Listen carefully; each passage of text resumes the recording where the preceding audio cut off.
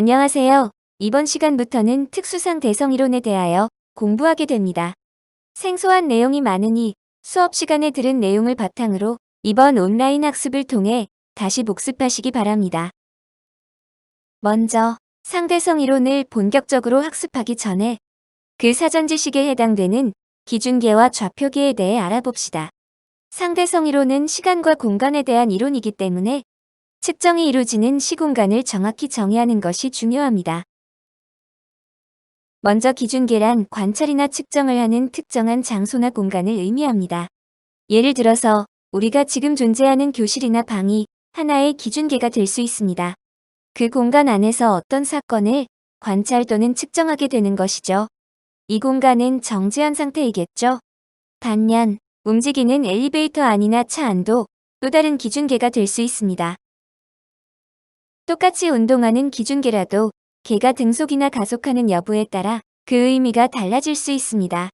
나중에 배우겠지만 사실은 공간에 해당하는 이런 기준계에 대해 정지해 있다나 운동하고 있다는 표현을 할 때에는 항상 비교할 만한 대상이 필요합니다.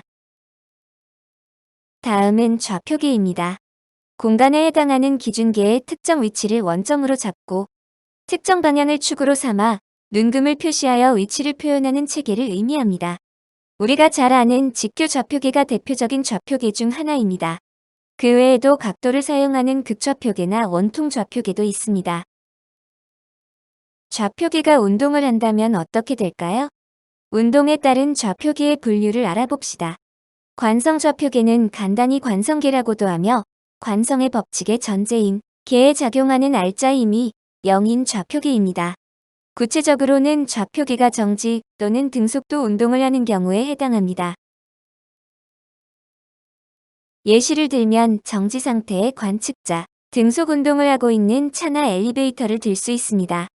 우리가 배울 특수 상대성 이론은 이관성 계속의 운동만을 다루게 됩니다. 이에 비해 좌표계가 가속 운동을 한다면 어떻게 될까요?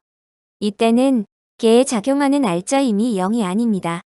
가속 좌표계 또는 비관성계라고 합니다.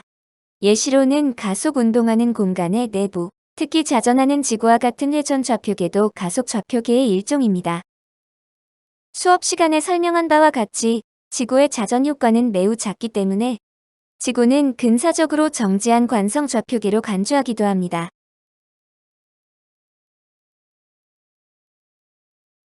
가속계 속 물체는 현재의 운동 상태를 유지하려는 관성 때문에 가속하는 계의 반대 방향의 가속도인 관성 가속도를 가지게 되고 이에 따른 힘인 관성력을 느끼게 됩니다. 내년 물리학 2 시간에는 가속 좌표계 속의 운동과 관련 있는 일반 상대론을 배우게 됩니다.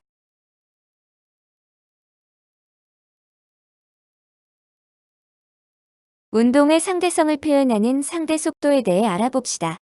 우리는 지금까지 항상 정지한 상태에서 운동을 관찰한다고 가정해왔지만 실제로 물체의 운동은 관찰자의 운동 상태에 따라 다르게 관측됩니다. 따라서 운동을 표현하는 속도는 반드시 관찰자를 기준으로 표시할 필요가 있습니다. 관찰자 A의 속도를 VA, 관찰 대상인 물체 B의 속도를 VB라고 놓으면 A에서 B를 본 상대 속도는 물체 B의 속도에서 관찰자 A의 속도를 뺀 것으로 표현됩니다. 속도는 방향을 가진 값이므로 벡터를 사용하여 표시하면 상대 속도 VAB는 VB-VA로 쓸 수 있습니다. 이 식은 사실 관찰자 A를 정지시킨 상태의 물체 B의 속도로 생각하면 이해하기 쉽습니다. 우리가 항상 관찰자는 정지해 있다고 생각해왔기에 A를 정지시키기 위해서는 부호를 바꾸어 B에 더해주는 형태로 식을 쓰게 되는 것이죠. 지금까지의 배경 지식을 가지고 특수상대론 내용으로 들어가 봅시다. 도입 질문입니다. 지면에 정지한 민호가 보았을 때 자전거를 탄 은수의 속도는 오른쪽으로 20, 자동차의 속도는 시속 100km입니다. 방금 배운 상대속 도식을 이용하면 은수가 측정한 자동차의 속도는 차의 속도에서 은수의 자전거 속도를 뺀 시속 80km입니다. 이제 차에서 전조등을 켜면 빛이 방출됩니다. 그리고 빛의 속력은 초속 30만 km인데요. 민호나 은수가 차에서 나온 빛을 보았을 때 그 속력은 어떻게 측정될까요? 우리가 배운 상대 속도 계산 방법에 의하면 민호가 본 빛의 속력은 차의 속력에 빛의 속력을 더해야 되고, 은수가 본 빛의 속력은 두 속력의 차인 시속 80km에 빛의 속력을 더해야 합니다. 왜냐면 등속으로 움직이고 있는 차 안에서 빛이 방출되었기 때문입니다. 이 계산법이 맞는 것일까요? 결론부터 말하면 틀렸습니다. 빛은 기존의 상대 속도 계산 규칙을 따르지 않습니다.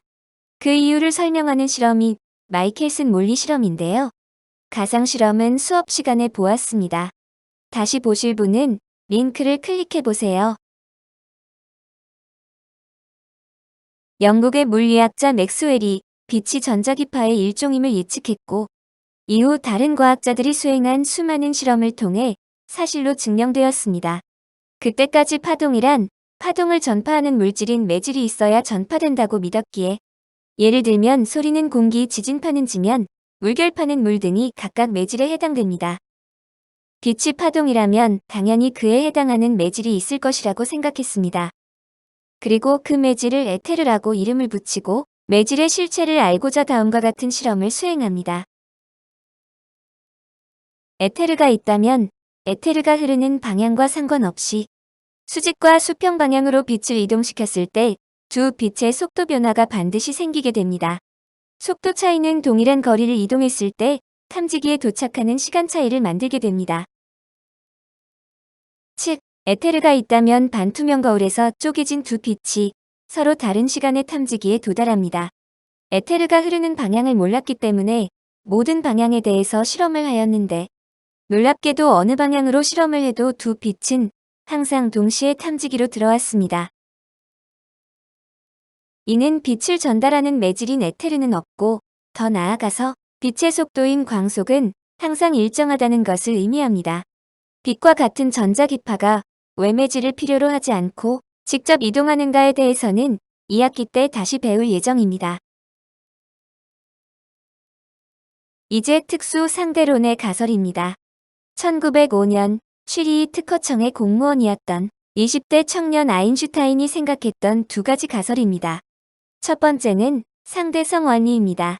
모든 관성 좌표계, 즉 정지 또는 등속 운동하는 좌표계입니다. 에서 물리 법칙은 동일하게 성립한다 입니다. 사실 이 원리에 의하면 정지 또는 등속 운동하는 관성 좌표계라고 말하는 것 자체가 잘못된 표현입니다.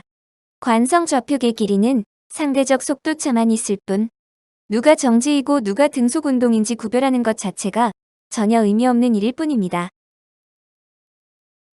관성계 안에서는 동일한 물리법칙에 의해 물리적 현상들이 모두 동일하게 나타나므로 안에서는 내가 정지해 있는지 등속 운동하는지 전혀 구분할 수 없기 때문입니다.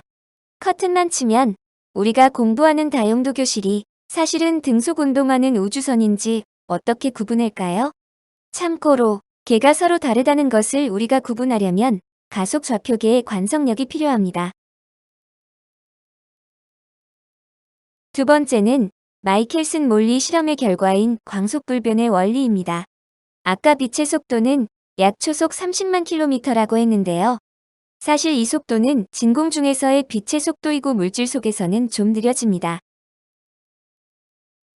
진공에서의 속도를 기준으로 했을 때 빛의 속도는 항상 C로 일정합니다. 더 빨라지지로 느려지지도 않습니다. 참고로 어떤 물체의 속도도 광속보다 빠를 수 없습니다. 원래는 관찰자나 광원의 속도에 따라 빛의 속도가 변해야 하는데, 빛의 속도가 변하지 않는다면 속도를 구성하는 다른 물리량이 변해야 합니다. 그것은 시간과 길이입니다. 따라서 광속에 가까운 세계에서는 기존의 상식과 다른 시공간의 변화가 일어나게 됩니다. 아래 예시는 생략하겠습니다. 이제 동시성에 대해 알아볼까요? 빛의 방출이나 도착, 물체의 충돌이나 폭발과 같이 특정한 물리적 상황을 사건이라고 합니다. 이런 사건을 관성 좌표계에서 정확히 측정하려면 사건이 일어난 지점의 위치와 시각을 동시에 측정할 필요가 있습니다. 오른쪽 그림과 같이 모든 격자점, 즉 좌표의 시계를 놓고 사건이 일어난 위치와 시각을 측정한다고 생각해 봅시다. 정보가 전달되는 시간을 고려하면 기준계가 달라졌을 때 사건은 서로 다르게 관측될 수 있습니다. 즉, 시간도 상대적이고 관찰자의 운동 상태에 의존합니다. 그리고 시간이 상대적이면 사건이 일어나는 시간 역시 달라질 수 있기 때문에 사건의 동시성 역시 관찰자의 운동 상태에 의존하는 상대적 개념입니다. 다음 동시성의 예시는 그 자체로도 출제가 많이 되는 예시이므로 잘 알아두시기 바랍니다. 행성의 정지에 있는 영희가 우주선을 보았을 때 영희의 오른쪽 0.5c의 속도로 운동하는 우주선 속 철수입니다. 철수는 전구 아래 있고 스위치를 눌러서 전구에 불을 켰을 때 같은 거리에 있는 빛 검출기 A와 B에 전구에 불빛이 도달하는 사건이 각각 A와 B입니다. 우주선 안에 있는 철수가 관측했을 때 빛이 도착하는 사건은 모두 같은 우주선 내부에서 일어난 사건이므로 A와 B 사건은 동시에 발생합니다. 그런데 우주선 밖에 있는 영희가 관측했을 때에는 좀 달라집니다. 철수가 보았을 때에는 동시에 일어난 사건이 영희가 보았을 때에는 동시가 아니게 되는 것이죠. 동시성이 깨지게 되는 원인은 서로 다른 관성계에서 사건을 관찰했기 때문입니다. 이번에는 시간 지연 또는 시간 팽창 현상입니다. 동시성의 상대성과 마찬가지로 이런 현상들은 모두 빛의 속도와 가까운 차이가 나는 서로 다른 관성계 사이에서 일어나게 됩니다. 또한 길이 수축에서도 적용되는 원리인데 두 관성계 사이의 상대적 속도차가 클수록 시간이 지연되는 정도나 길이가 수축되는 정도, 즉 변형되는 정도가 커지게 됩니다. 먼저 변형되지 않은 시간인 고유시간을 델타-t 또는 델타-t0라는 기호로 표현합니다. 그에 비해 변형된 시간 또는 지연된 팽창된 시간을 델타-t'으로 표현합니다. 이때 정지한 관찰자가 운동하는 관찰자를 보았을 때 상대편의 시간이 천천히 가는 것으로 관측되는 현상을 시간 지연이라고 합니다. 아까 더 이상 절대적인 운동은 없다고 하였습니다. 상대성 원리에 의해 운동한 관찰자가 정지한 관찰자를 보아도 상대방 쪽 시간은 천천히 갑니다. 더 정확히 말하면 서로 다른 관성계에서 상대방의 시간은 천천히 흘러갑니다. 고유 시간에 대해 추가 설명하면 두 사건이 같은 위치에서 일어난 것으로 보이는 관찰자가 측정한 시간. 이렇게 정의되어 있는데 보다 쉽게 설명하면 시간 간격을 정하기 위해 두 사건을 정의하고 그 위치가 관찰자에 따라 변하지 않는다는 뜻입니다. 그러기 위해서는 사건을 측정하는 시계와 관찰자가 동일한 관성계에 있어야 합니다. 우리가 일상적으로 시계를 볼 때 정지한 상태의 같은 공간에서 보는 보통의 시간 개념이라고 생각하시면 쉽습니다. 앞에서 말씀드린 대로 변형되지 않은 시간을 의미합니다. 예시 그림에서는 우주선 안에 비지개가 있으므로 시계가 있는 우주선 안에 철수가 잰 시간이 고유 시간입니다. 시간을 측정할 때에는 빛이 가장 정확함으로 비지개를 가정합니다. 빛을 수직으로 쏘아 한 번 왕복하는 시간 간격을 측정하는 것이죠. 우주선 안에 철수가 보았을 때 빛의 왕복 시간은 거울과 광원 간의 왕복 거리를 광속시로 나눈 것입니다. 그 거리를 L이라고 하면 구체적으로 C분의 2L이 됩니다. 이 값이 바로 고유시간 델타-t입니다. 근데 주변의 행성에서 정지한 영희가 보았을 때 빛의 경로는 2L이 아닙니다. 우주선이 속도 v, 여기서는 0.5c이네요. 로 이동하기 때문이죠. 편의상 영희의 왼쪽, 머리 위, 오른쪽을 지날 때를 그림과 같이 나타내면 빛의 경로는 L보다 긴 대각선의 형태로 이동합니다. 전체 경로 또한 2L보다 길 것 같습니다. 광속은 일정한데 이동거리가 길어졌으니 걸린 시간은 고유시간 t보다 길어집니다. 이게 바로 시간 지연입니다. 아래 피타고라스 정리를 이용한 시간 팽창식 유도가 나와 있는데 그리 어렵지 않습니다. 다만 그림 속의 시간 델타-t를 델타-t'으로 수정하기 바랍니다. 이 시간은 빛이 대각선으로 가는데 걸린 시간이므로 팽창된 시간입니다. 식유도를 통해 시간 지연을 식으로 표현하면 지연 또는 팽창된 시간 델타-t'은 고유 시간 델타-t의 1보다 큰 어떤 값을 곱한 것만큼 커집니다. 이때 이 어떤 값을 감마라고 쓰고 로렌츠 인자라고 합니다. 감마각세 속도가 들어가 있으므로 두 관성계 간의 상대 속도 차가 클수록 팽창되는 정도도 큼을 확인할 수 있습니다. 또한 시간 간격이 길어졌으므로 시간은 상대적으로 천천히 가는 것입니다. 이제 길이 수축입니다. 시간 지연과 마찬가지로 변형되지 않은 길이인 고유 길이를 델타 L 또는 델타 L0로 표현하고 변형된 길이 또는 줄어든 수축된 길이를 델타 L''으로 표현합니다. 운동하는 관찰자가 측정한 두 물체의 거리나 길이는 정지한 관찰자가 측정한 것보다 더 짧게 관측되는 현상입니다. 역시 모든 운동은 상대적이기 때문에 서로 다른 관성계에서 상대방의 길이를 측정하여도 그 길이는 고유 길이보다 짧게 측정됩니다. 아래 주의라고 쓰여져 있는 부분을 봅시다. 길이 수축은 운동 방향과 나란한, 즉 수평한 방향 쪽으로만 일어납니다. 수직 방향으로는 일어나지 않는다는 뜻입니다. 그 이유를 굳이 설명하자면 빛의 직진성과 관련이 있다는 정도로 줄이겠습니다. 아래 증명 과정을 봐도 어느 정도 설명됩니다. 고유 길이는 관찰자에 대해서 상대적으로 정지해 있는 물체의 길이로 변형되지 않은 길이, 우리가 일상에서 측정하는 동일한 관성계에서 고정된 두 지점을 측정한 길이, 그리고 아래 그림에서는 영희에 대해서 정지한 행성 P와 Q 사이 거리를 영희가 측정한 거리입니다. 영희, 행성 P, 행성 Q가 모두 같은 관성계이라는 뜻입니다. 아래 예시 그림에서 철수가 우주선을 타고 가면서 행성 P와 Q 사이 거리를 재면 어떻게 될까요? 철수가 측정한 거리는 영희가 측정한 PQ 사이 거리와 동일할까요? 우선 영희가 잰 거리는 고유 거리이므로 철수의 우주선 속도를 이용하면 영희가 본 철수의 우주선 속도와 영희가 본 철수의 시간을 곱해야 됩니다. 근데 영희가 본 철수의 시간은 고유 시간이 아닌 거 아시죠? 그렇습니다. 팽창된 시간입니다.